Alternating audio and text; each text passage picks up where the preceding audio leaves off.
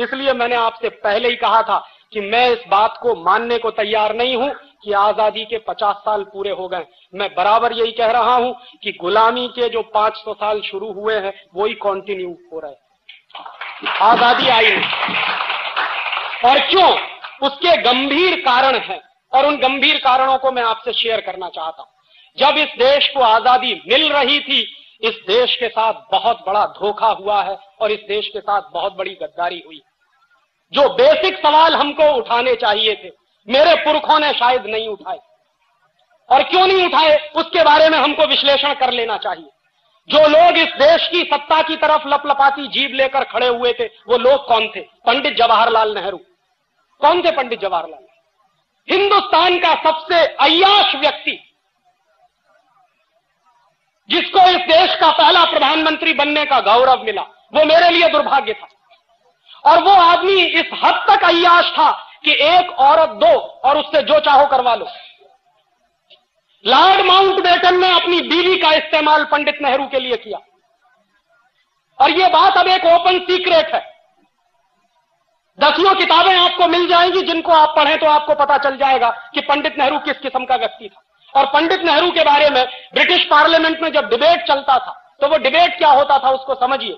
एक बार एक William Wilberforce नाम का एमपी था, उसने पंडित नेहरू के बारे में स्टेटमेंट किया अपने पार्लियामेंट में, इंग्लैंड पार्लियामेंट। उसने कहा कि पंडित नेहरू शरीर से दिखने में हिंदुस्तानी है, लेकिन दिमाग से 100% खरा अंग्रेज है, इसलिए इसके हाथ में सत्ता दो, बिल्कुल सुरक्षित है। और उसने वो भी माना। ऐसे आदमी के हाथ में सत्ता दी गई और वो सत्ता देने का नाटक चला। और उस आदमी के हाथ में सत्ता देने के लिए ट्रांसफर ऑफ पावर के बहुत सारे एग्रीमेंट हुए। उनमें 2-3 एग्रीमेंट महत्वपूर्ण है जो समझने चाहिए। हिंदुस्तान में 1947 तक अंग्रेजों की 127 कंपनियां काम कर रही थी। लॉर्ड माउंटबेटन को चिंता यह थी कि अगर हिंदुस्तानी आजाद होने के बाद सारी अंग्रेजी कंपनियों को हिंदुस्तान से भगा देंगे तो ये जो लूट हो रही है, ये जो संपत्ति मिल रही है, ये जो पैसा आ रहा है, ये बंद हो जाएगा। तो पंडित नेहरू के साथ लॉर्ड माउंटबेटन की चर्चा हुई और पंडित नेहरू ने कहा कि आप चिंता मत करिए, हम अंग्रेजों की एक कंपनी को भगाएंगे, ईस्ट इंडिया कंपनी, बाकी 126 कंपनियों को हिंदुस्तान में रख लेंगे। ईस्ट इंडिया कंपनी को भगाना इसलिए जरूरी है क्योंकि सारे देश में ईस्ट इंडिया कंपनी के खिलाफ माहौल बना हुआ है। इसलिए सिर्फ ईस्ट इंडिया कंपनी को विदा कर दो, बाकी जो अंग्रेजी कंपनियां हैं उनको इसी देश में हम रख लेंगे। और उनमें से 1-2 नाम मैं आपको गिना दूं जिनको पंडित नेहरू ने जाने नहीं दिया। ब्रुक बॉन्ड इंडिया लिमिटेड, ये अंग्रेजों की कंपनी, आज की नहीं, सन 1890 की। लिप्टन इंडिया लिमिटेड, ये अंग्रेजों की कंपनी, आज की नहीं है, सन 1892 की, आज से 100 साल 150 साल पहले की कंपनी। और ऐसी 126 कंपनियों को पंडित नेहरू ने बाकायदा ट्रांसफर ऑफ पावर के एग्रीमेंट करके अंग्रेजों की कंपनियों को रखा। तो आजादी का मतलब क्या था? ईस्ट इंडिया कंपनी को भगा देंगे और बाकी अंग्रेजी कंपनियां जो इस देश को लूट रही हैं उसको नहीं भगाएंगे। और इतना ही नहीं, उसके बाद दूसरी बात जो हुई वो उससे भी ज्यादा खतरनाक मैं मानता हूं। 1946 में इंग्लैंड की पार्लियामेंट में इंडियाज इंडिपेंडेंस एक्ट पारित हुआ, आजादी का कानून, भारत की आजादी का कानून। और मेरे जैसे नौजवान से अगर पूछा जाए तो हिंदुस्तान को ब्रिटेन के पार्लियामेंट से कानून पारित करने के बाद आजादी दी गई है, हमने आजादी ली नहीं।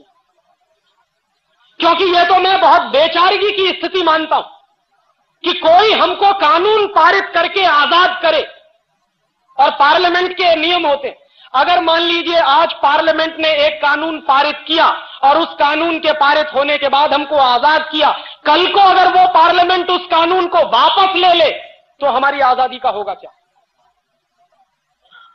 इसलिए यह सबसे गंभीर सवाल था कि 1946 में इंग्लैंड का पार्लियामेंट अगर इंडियाज इंडिपेंडेंस एक्ट पारित करता है और उस एक्ट को पारित करने के आधार पर इस देश में कुछ लोगों का चुनाव होता है जिनकी संविधान सभा बनाई जाती है और उस संविधान सभा के आधार पर कॉन्स्टिट्यूशन का निर्माण होता है। और कॉन्स्टिट्यूशन भी क्या बना है? 1935 में अंग्रेजों ने गवर्नमेंट ऑफ इंडिया रूल पारित किया इस देश पर शासन करने के। और 1935 का जो गवर्नमेंट ऑफ इंडिया रूल था वो हिंदुस्तान को उन्होंने अगले 1000 साल तक गुलाम बनाए रखने के लिए पारित किया। उस गवर्नमेंट ऑफ इंडिया रूल को आजादी के बाद हिंदुस्तान के संविधान का आधार बनाया गया। ये बहुत ही दुर्भाग्यपूर्ण था। दुनिया में कोई भी देश जब आजाद होता है तो पुरानी व्यवस्थाओं को बनाकर नहीं रखता, उठा के फेंक देता। फ्रांस भी अंग्रेजों का गुलाम रहा और फ्रांस ने 1790 में जब वहां क्रांति हुई और फ्रांस की आजादी आई तो फ्रांस ने अंग्रेजों का बनाया हुआ संविधान, फ्रांसीसी लोगों ने अंग्रेजों के बनाए हुए कानून सब उठा के फेंक दिए, तब फ्रांस आजाद हुआ। अमेरिका भी गुलाम रहा है यूरोप के लोगों का, और जब अमेरिका में आजादी आई, अमेरिका अपने सिविल वॉर से बाहर निकला और अमेरिका जब आजाद हुआ तो अमेरिका की आजादी के बाद भी वहां के लोगों ने अंग्रेजों के बनाए हुई जितनी व्यवस्था और कानून थे सब उठा के फेंके। तो मैंने मेरे देश के पुरखों से ये पूछने का सवाल है मेरा, और ये मेरा हक बनता है कि जिस 1935 के गवर्नमेंट ऑफ इंडिया रूल को अंग्रेजों ने इस देश पर शासन करने के लिए बनाया था, उसको हिंदुस्तान के लोगों ने फेंका क्यों नहीं उठा के, क्यों उसको हिंदुस्तान के संविधान का आधार बनाया? और जो संविधान अंग्रेजों के बनाए हुए कानून के आधार पर खड़ा हुआ है, वो संविधान इस देश का भला कर नहीं सकता, उस बात से मैं कन्विंस हूं। और आप देख लीजिए 1935 का गवर्नमेंट ऑफ इंडिया रूल मैंने निकलवाया और 1935 के गवर्नमेंट ऑफ इंडिया रूल को एक बाजू में रखा और हिंदुस्तान के संविधान को दूसरे बाजू में रखा। फर्स्ट एक्ट के 95 जो आर्टिकल्स हैं, अनुच्छेद हैं, उनकी भाषा जैसी की तैसी है, कॉमा फुल स्टॉप भी नहीं बदला गया उसमें। माने जो कुछ अंग्रेजों ने तय कर दिया था उसी को आजाद हिंदुस्तान के अय्याश प्रधानमंत्री ने हिंदुस्तान का संविधान मान लिया। ये आजादी कैसी आजादी? और उससे भी ज्यादा तीसरा गंभीर सवाल मैं ये उठाता हूं कि जिन कानूनों को अंग्रेजों ने हिंदुस्तान को लूटने के लिए बनाया था, वो कानून आज भी क्यों चलते हैं? 1860 में इंडियन पुलिस एक्ट बनाया और 1860 का जो इंडियन पुलिस एक्ट बनाया अंग्रेजों ने, वो जानते हैं क्यों बनाया? क्योंकि 1857 में बगावत हो गई थी, सारे देश में विद्रोह हो गया था। अंग्रेजों को डर लगने लगा था कि अगर 1857 जैसी बगावत अगर फिर से रिपीट हो गई तो हिंदुस्तान को छोड़कर जाना पड़ेगा। तो उस बगावत को दबाने के लिए अंग्रेजों ने पुलिस की स्थापना की और उस पुलिस को विशेष अधिकार दिए। उनमें से एक महत्वपूर्ण अधिकार था कि पुलिस वाले को डंडा पकड़ा दिया हाथ में, वो आज भी लेके घूमता। और वो जो डंडा पकड़ा दिया पुलिस वाले को हाथ में, उसके साथ कुछ अधिकार दे दिए। क्या अधिकार दे दिए? कि कहीं भी किसी भी जगह पर 5 से ज्यादा लोग इकट्ठे हैं तो उसको लाठी चार्ज करने का अधिकार है, बिना चेतावनी दिए लाठी चार्ज करने का अधिकार। अंग्रेजों ने 1860 में ये इंडियन पुलिस एक्ट बनाया अपनी सरकार को बचाने के लिए, ताकि इस देश में बगावत ना हो और इस देश के लोगों की पिटाई करने के लिए, क्योंकि वो अंग्रेजों के खिलाफ बगावत करना चाहते हैं। वो 1860 का बनाया हुआ इंडियन पुलिस एक्ट आज 1997 में भी चलता है। इसलिए मैं कहता हूं कि आजादी आई नहीं। और उसी साल में अंग्रेजों ने इंडियन सिविल सर्विस एक्ट बनाया। ये जो कलेक्टर होते हैं ना, ये जो जिलाधिकारी होते हैं, ये इंडियन सिविल सर्विस एक्ट अंग्रेजों ने हिंदुस्तान के गांव-गांव के लोगों से रेवेन्यू कलेक्शन करने के लिए, गांव-गांव के लोगों पर अत्याचार करके लगान वसूलने के लिए कलेक्टर की पोस्ट बनाई थी। वो कलेक्टर की पोस्ट आज 1997 में भी जारी है। 1860 का इंडियन सिविल सर्विस एक्ट आज भी चलता है। 1858 में उन्होंने इंडियन एजुकेशन एक्ट बनाया और इंडियन एजुकेशन एक्ट बनाने के पीछे लॉर्ड मैकाले की बहुत स्पष्ट योजना थी। लॉर्ड मैकाले ये कहा करता था कि इस देश को अगर हमेशा हमेशा के लिए गुलाम बनाकर रखना चाहते हो तो हिंदुस्तान की स्वदेशी शिक्षा पद्धति को खत्म करो, उसकी जगह पर अंग्रेजी वाली शिक्षा पद्धति लाओ। तो इस देश में शरीर से हिंदुस्तानी लेकिन दिमाग से अंग्रेज पैदा होंगे, और जो दिमाग से अंग्रेज पैदा होंगे वो इस देश की यूनिवर्सिटीज से निकलेंगे और वही लोग शासन करेंगे तो हमारे हित में करेंगे। ये 1858 में 1858 में अंग्रेजी सरकार ने लागू किया ये एक्ट, और उसी एक्ट के लागू होने के बाद कलकत्ता यूनिवर्सिटी बना, बॉम्बे यूनिवर्सिटी बना, मद्रास यूनिवर्सिटी बना। वो कानून 1858 में जो बनाया था वो आज भी चलता है और ये तीनों यूनिवर्सिटीज गुलामी के प्रतीक इस देश में खड़े हुए। 1894 में अंग्रेजी सरकार ने लैंड एक्विजिशन एक्ट बनाया, जमीन को हड़पने का कानून। और जमीन को हड़पने के कानून में हिंदुस्तान में डलहौजी नाम का एक कुख्यात अंग्रेज ऑफिसर था, वो मशहूर था। जहां जाता था, जिस राज्य में जाता था, उसी राज्य की जमीन हड़प लेता था। झांसी की स्टेट उसी ने हड़पी थी जिसके खिलाफ झांसी की रानी लक्ष्मीबाई की लड़ाई हुई थी। और झांसी की रानी लक्ष्मीबाई ने अंग्रेजों के खिलाफ जो लड़ाई लड़ी अपने स्टेट को बचाने के लिए, उस झांसी की रानी लक्ष्मीबाई को मरवाने का काम जानते हैं किन लोगों ने किया? ये खानदिया सिंधिया खानदान। और ये सिंधिया खानदान वही है जिसके सपूत माधवराव सिंधिया आज भी हीरे की अंगूठी लेके हिंदुस्तान के मंत्री बनकर बैठते हैं। ये वही लोग हैं जिन्होंने झांसी की रानी की हत्या करवाई थी अंग्रेजों के साथ साजिश करके। वो लोग आज भी इस देश को रूल करते हैं।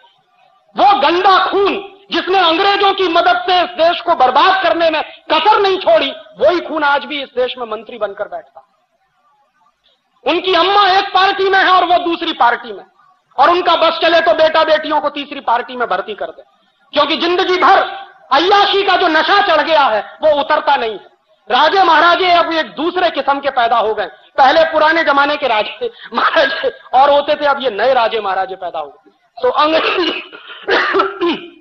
अंग्रेजों द्वारा बनाए गए वो सारे कानून जो इस देश में चलते हैं, अंग्रेजों का बनाया हुआ संविधान का आधार जो इस देश में चलता है, और सबसे बड़ी बात 1946 का इंडिया इंडिपेंडेंस एक्ट जिसके आधार पर हमको आजादी मिली।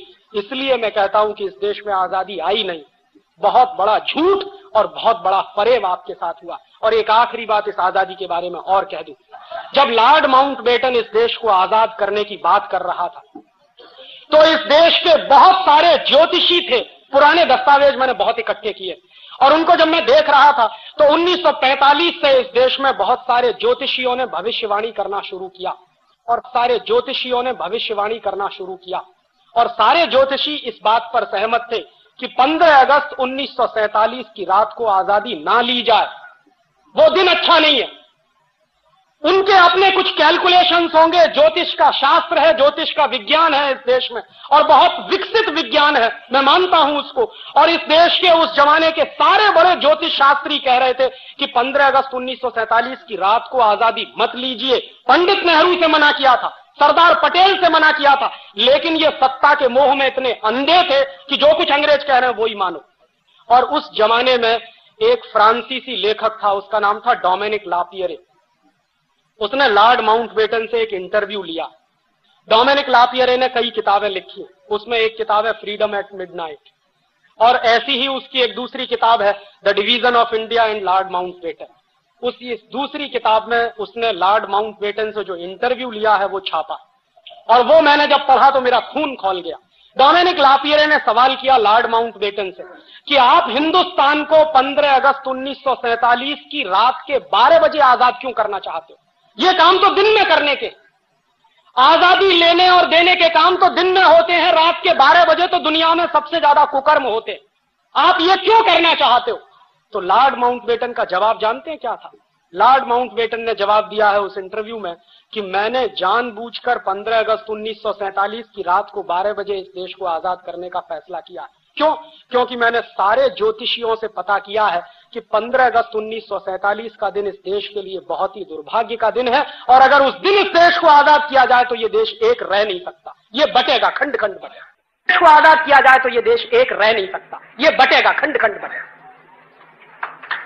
तो इसलिए मैंने इस देश को 15 अगस्त 1947 की रात को ही 12 बजे आजाद करने का फैसला किया है, क्योंकि सारे बड़े ज्योतिषी ये कह रहे हैं कि ये देश खंड खंड टूटेगा, एक नहीं रहेगा अगर इस दिन इस देश को आजादी मिले। एक बात, और दूसरी बात उससे भी ज्यादा महत्वपूर्ण उसने कही, उसने कहा कि 15 अगस्त 1945 अंग्रेजों के लिए विश्व विजय का दिवस है। क्यों? क्योंकि 15 अगस्त 1945 को जापान की आर्मी ने अंग्रेजों के सामने सरेंडर किया था। क्यों किया था? जापान के ऊपर 2 एटम बम गिराए थे 6 अगस्त और 9 अगस्त को, हिरोशिमा और नागासाकी। उसके बाद जापान ने सरेंडर कर दिया था सेकेंड वर्ल्ड वॉर में, और वो सरेंडर जो हुआ था वो इंग्लैंड की आर्मी के सामने हुआ था। तो लॉर्ड माउंटबेटन ने कहा कि 15 अगस्त 1945 को जापान के सैनिकों ने हमारे सामने सरेंडर किया है, वो हमारा विश्व विजय का दिवस है, इसलिए हम 15 अगस्त 1947 को ही आजाद करेंगे। और इस बात को पंडित नेहरू जानते थे, सरदार पटेल भी जानते थे, बहुत लोग जानते थे कि 15 अगस्त 1947 की रात को 12 बजे आजादी लेना इस देश के ज्योतिष शास्त्र के सारे कानूनों के खिलाफ है।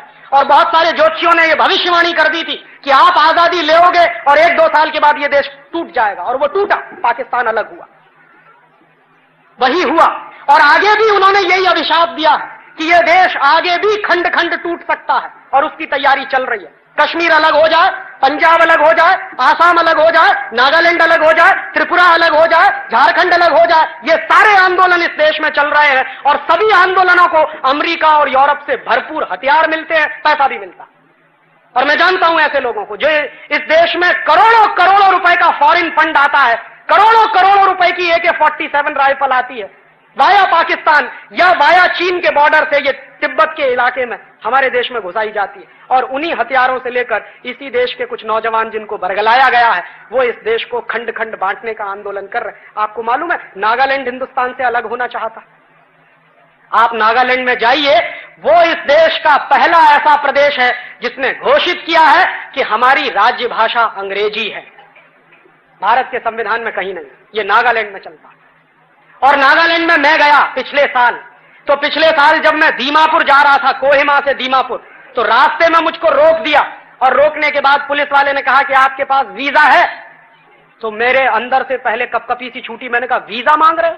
मेरे ही अपने देश के एक गांव में जाने के लिए वीजा के? हाँ, आपको वो सारे परिपत्र चाहिए, नहीं तो हम आपको जाने नहीं देंगे। तो बॉर्डर पे दूसरा आदमी खड़ा था, उसने कहा कि आप हिंदुस्तान से आया। मैंने कहा आप हिंदुस्तान का नहीं है? कि हम हिंदुस्तान का नहीं है, हम हिंदुस्तान से अलग होना मांगता। ये बात नागालैंड में घुसी हुई है और आप नागालैंड जाइए, आपको अंदाजा नहीं लगेगा कि क्रिश्चियन मिशनरीज ने कितने बड़े लेवल पे पैसा बांट बांट कर वहां के लोगों का धर्म परिवर्तन करा के, सिर्फ धर्म ही परिवर्तन नहीं कराया, उनको हिंदुस्तान से अलग करना है, यहां तक मानसिकता बना दी। और कल को आपको यह आश्चर्य नहीं होना चाहिए कि अलग नागालैंड की मांग करने वाले कुछ लोग वहां खड़े हो जाएंगे। तो हिंदुस्तान के ऐसे दसियों प्रदेश हैं जिनको अलग अलग हिंदुस्तान से बांटना है और इसकी पूरी प्लानिंग अमेरिका में CIA के लोग बैठकर बनाते हैं, क्योंकि बिल क्लिंटन इस बात को कह चुके हैं, उनके पहले रोनाल्ड रीगन भी कह चुके थे कि हिंदुस्तान और चीन हमारी हिट लिस्ट में नंबर 1 है। सोवियत संघ को तो हमने तोड़ दिया जैसे तोड़ना था, अब तोड़ने के लिए 2 ही देश हमारे सामने हैं, या तो चीन है या भारतवर्ष। तो भारतवर्ष को तोड़ना है, उसके तरीके वो जानते हैं, चीन को कैसे तोड़ना है उसके तरीके वो इस्तेमाल करने की कोशिश कर रहे हैं। ये अभिशाप आज का नहीं है, ये 1947 का। इसलिए मैं कहता हूं आजादी झूठी, इस आजादी का कोई मतलब नहीं।